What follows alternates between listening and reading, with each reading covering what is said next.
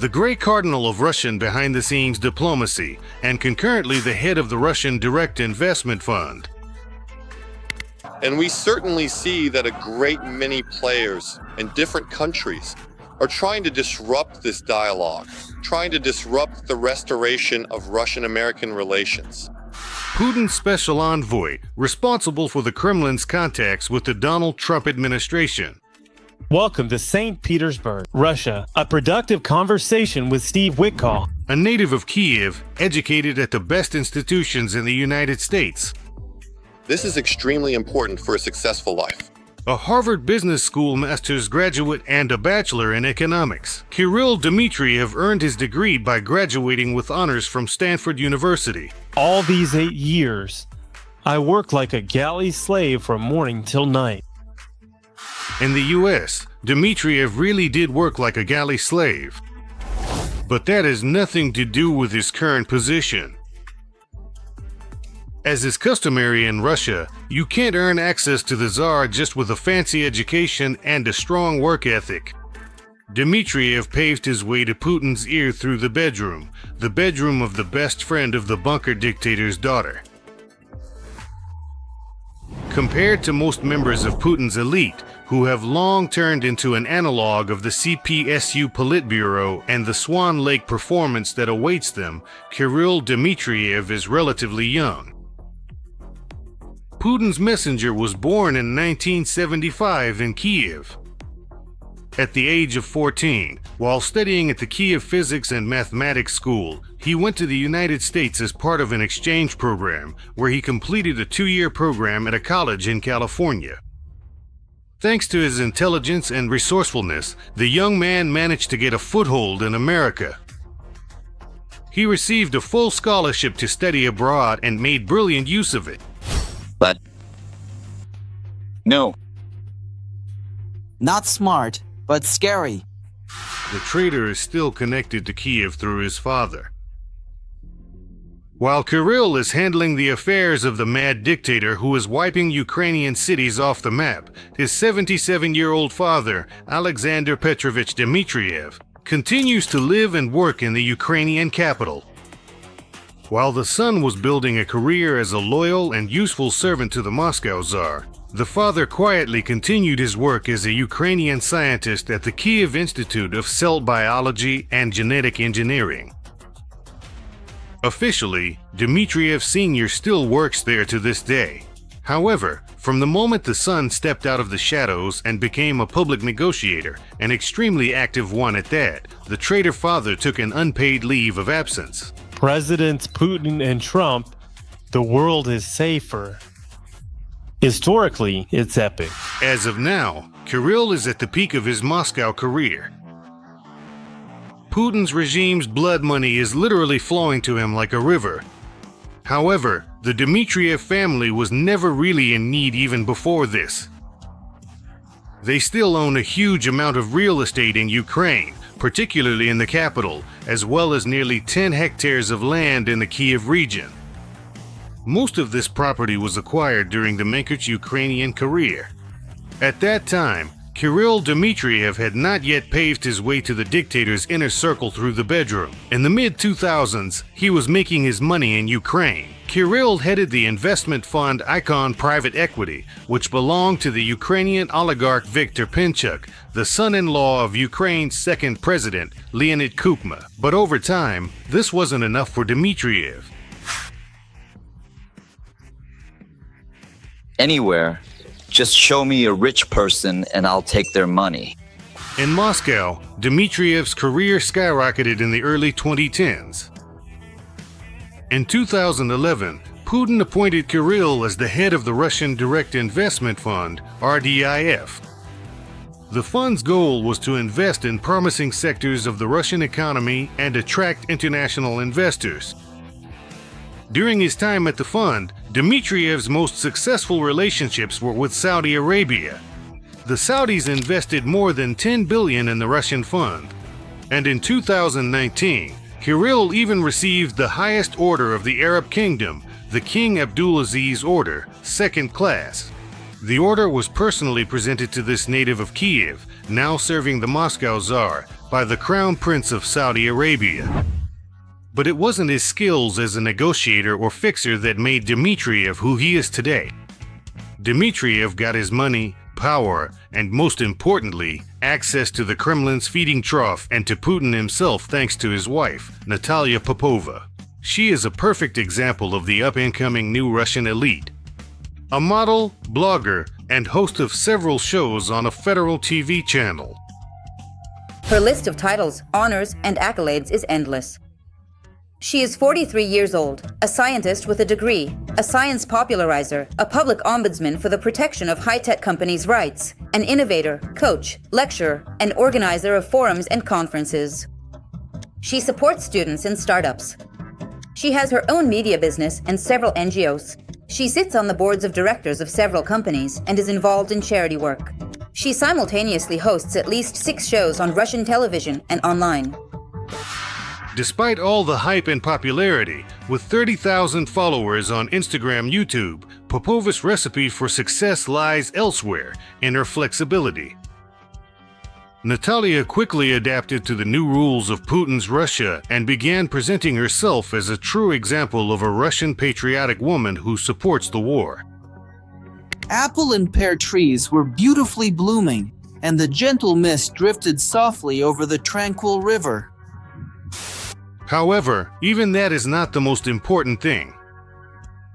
We are able to witness Natalia's many talents thanks to her friend, Katerina Tikhanova, who also happens to be the younger daughter of the bunker dictator. In addition to her public media career, Dmitriev's wife is also Tikhanova's deputy at the Inapraktika Foundation. It was precisely by leveraging his wife's friendship with this woman, Katerina, that Dmitriev managed to get close to the Tsar himself. Kirill and Natalia are part of the inner circle of the Kremlin elder's daughter. They even attended her wedding to Kirill Shamalov. Dmitriev and Popova were among the few guests at Putin's daughter's first wedding to that very same Kirill Shamalov. It's unlikely that Putin himself would have missed the event, so we can say for certain that Dmitriev has had an informal acquaintance with Putin for more than 10 years. Having gotten close to Putin in such a simple way, Kirill Dmitriev becomes the dictator's favorite fixer, the one he trusts with secret assignments and messages. Absolute secrecy and the strictest confidentiality. By the way, this is in your own personal interest. Kirill's main area of activity becomes the Middle East, the Emirates, and Saudi Arabia. This went on all the way until 2016. How stupid our leaders are, how stupid our politicians are for allowing this to happen. They're all idiots. The very next day, right after the news broke about Donald Trump's first victory in the U.S. presidential election, Dmitriev buys tickets to America to attend the World Chess Championship. Of course, the main goal of the master conspiracist's visit is to secure a meeting with Trump's representatives. To do this, the Kremlin's secret envoy pulls every string he has in the Middle East and the States. But this time, Putin's fixer faced failure. The representatives of the new White House administration preferred playing Shapayev to chess. Just a moment ago, my rook was right here, and now it's gone. If it's gone, then it never existed. However, the meeting will eventually take place, just later. It will come to light through the investigation by U.S. Special Counsel Robert Mueller, which focused on Russian interference in the American elections. To establish contact with Trump's circle, Dmitriev is assisted by his longtime associate, a fixer just like him but on the American side, George Nader. Among other things, he served as an advisor to the leaders of the United Arab Emirates and Saudi Arabia. Nader has several photos taken during his personal meetings with Putin. By the way, right now Kirill Dmitriev's buddy is serving time in the States for pedophilia. George admitted his guilt, and Kirill is trying hard to erase this connection from his biography. I have nothing to do with this. I have nothing to do with this. Absolutely nothing to do with this. According to the Mueller report, thanks to Nader, in 2016 to 2017, Dmitriev managed to meet with several people close to Trump, including the founder of the legendary private military company Blackwater, billionaire Eric Prince, and a close friend of the Trump family, investment banker Rick Gerson. The joint plan by Dmitriev and Gerson on how to improve relations between the U.S. and Russia was successfully passed on to U.S. Secretary of State Tillerson and Trump's chief advisor, Bannon, the very same one who doesn't hide his Nazi inclinations. We will not back down. We will not surrender. We will not leave. Fight, fight, and fight again. Be that as it may, during Trump's first term, Dmitriev didn't achieve any particular success on this negotiation track. And in the end, he shifted from fighting for Washington's loyalty to fighting the coronavirus. It was Dmitriev and his Russian direct investment fund, bypassing the Ministry of Health, to whom Putin entrusted the production of Sputnik V, the Russian COVID vaccine. This period in the life of the Kremlin's secret agent is one of the few public moments in his biography, or, more accurately, a time of publicly feeding the dictator a pack of lies. Sputnik protects against COVID-related death 130 times more than unvaccinated people, and is several times better than other vaccines. We were tasked with focusing on the fight against coronavirus and mobilizing the Russian direct investment fund to combat the virus.